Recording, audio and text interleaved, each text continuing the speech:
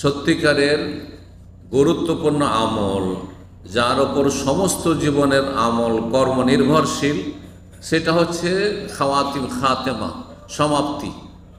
শেষ সময়টা আপনার কেমন, শেষ আমলটি কেমন। সারা জীবন যদি কেউ খারাপ থাকে আর শেষ জীবনটা যদি তার ভালো হয়ে যায়, তাহলে তার মুক্তির আশা আছে, ইনশাআল্লাহ সে জান্নাত পেয়ে যাবে, জাহান্নাম থেকে বেঁচে যাবে, যেহেতু সে ভালো মানুষ হয়ে গেছে। কিন্তু সারা জীবনটা যদি ভালো থেকে থাকে প্রথম দিকে, আর শেষ জীবনটা যদি খুব খারাপ হয়ে যায়, শিরক করে চলে গেল, বড় শিরক, কুফরি করে চলে নাস্তিক হয়ে গেল, জাদু টোনার আশ্রয় নিল, গণক জ্যোতিষীর আশ্রয় নিল, ঈমান ইসলাম ভঙ্গ করলো, বেদিন বেনামাজি হয়ে গেল, বিভিন্ন পাপে জড়িয়ে গেল, পয়সার ফিতনায় হারাম খেয়ে চলে গেল, সারা জীবন হালাল খেয়েছে, শেষ জীবনে সুদ ঘুষ বেঈমানি আত্মসাৎ। কারণ অধিকাংশ যারা নেতৃত্বে যায় তারা ওই বুড়ো বয়সে গিয়ে ভালো পাওয়ারফুল নেতৃত্ব পায়, তখন আর হালাল হারামের তমিজ থাকে না। যার ফলে শেষ জীবনে, আগের জীবনটা ভালোই ছিল যতদিন না তাকে না করেছে, পয়সা না হয়েছে, কিন্তু শেষখানে হারাম খেয়ে জাহান্নামে চলে গেল, সব সর্বনাশ হয়ে গেল। সারা জীবনে হালাল খাওয়ার কি ফায়দা হলো, শেষখানে হারাম খেয়ে জাহান্নামে চলে গেল। পয়সার ফিতনা বড় ফিতনা। সারা জীবন নারী ফিতনা থেকে বেঁচে থাকলো, যৌবন কালেও নারী ফিতনায় পড়েনি, হারামের কাছে যায়নি, বৈবাহিক সম্পর্কে ইসলামী শরিয়াতে সীমিত রেখেছে নিজের জীবনযাপন, আখলাক, চরিত্র। শেষ জীবনের নারী ফিতনা লিপ্ত হয়ে গেল, বড়ই মহাবিপদ। নারী ফিতনা একদিকে, আর গোটা দুনিয়ার ফিতনা একদিকে।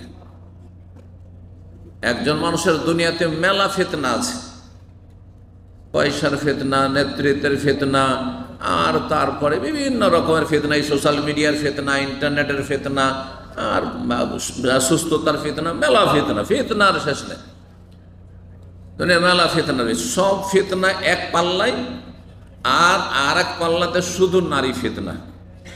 এটা নবী সাল্লাল্লাহু আলাইহি ওয়াসাল্লাম রেখেছেন, ফাত্তাকুদ দুনিয়া ওয়াত্তাকুন নিসা, তোমরা দুনিয়ার ফিতনা থেকে বেঁচে থাকো এবং নিসা, নারীদের ফিতনা থেকে বেঁচে থাকো। দুটো পাল্লাই হলো না।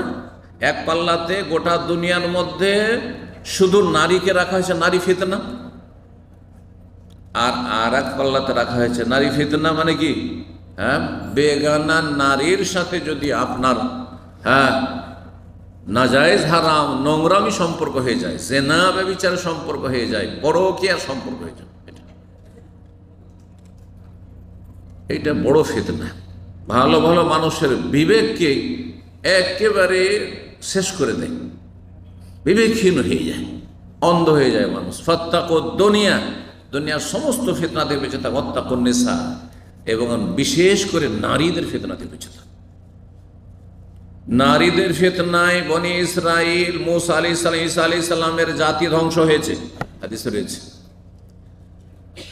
আর তিরমিজির হাদিসে রয়েছে, শেষ নবী মুহাম্মদ সাল্লাল্লাহু আলাইহি ওয়াসাল্লাম উম্মতের বড় ফিতনা হচ্ছে ফিতনাতু উম্মতি আল মাল, লিকুল্লি উম্মাতিন ফিতনা। প্রত্যেক সম্প্রদায়, প্রত্যেক উম্মতে এক একটি ফিতনা বড় আকার ধারণ করেছিল।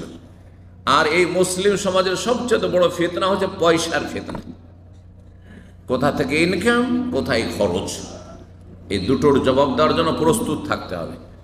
ইনকাম সোর্স কি, আর আপনি কোন কোন ক্ষেত্রে ব্যয় করেছেন আল্লাহর এই আমানতকে। আপনার বাবার পয়সা না, আমার বাবার পয়সা না, এটি রবের আমানত।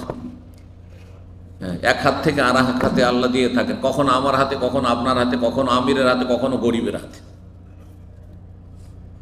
সুতরাং যাতে করে আমাদের পাপ না হয়, কিন্তু পাপ হবে, মানুষের পাপ হবে, ইচ্ছে করে অহরহ নয়, অনিচ্ছাকৃত হতে পারে। মাঝে মাঝে শয়তানের সাথে আমাদের সংঘর্ষ, লড়াই চলছে। এই লড়াই মাঝে মাঝে শয়তান, যখন কুস্তি হয়, লড়াই হয়, তখন যে বেশি শক্তিশালী সে সব সময় যে সে জিতবে জরুরি নয়, অনেক সময় সেও হেরে যায়। তো বড় ইমানদার লোকেরা বড় শক্তিশালী, যে যত বেশি ইমানদার, কিন্তু তারপরে আমাদের প্রত্যেকের কিন্তু ইবলিস শয়তানের সাথে, আর তার চেলা যতগুলি জিন শয়তান আছে, আর মানুষ শয়তান তো আছে, মানে খারাপ সঙ্গগুলো, খারাপ পরিবেশ, খারাপ সমাজ, এদের সাথে আমাদের লড়াই চলতে আছে, কুস্তি চলতে আছে। এই লড়াইয়ে মাঝে মাঝে ভালো মানুষও হেরে যেতে পারে। যদি হেরে যাও তো ঘুরে দাঁড়াইতে হবে, আর হারবো না। এটার নাম হচ্ছে সংশোধন করে নেওয়া, তওবা করা, ফিরে আসা।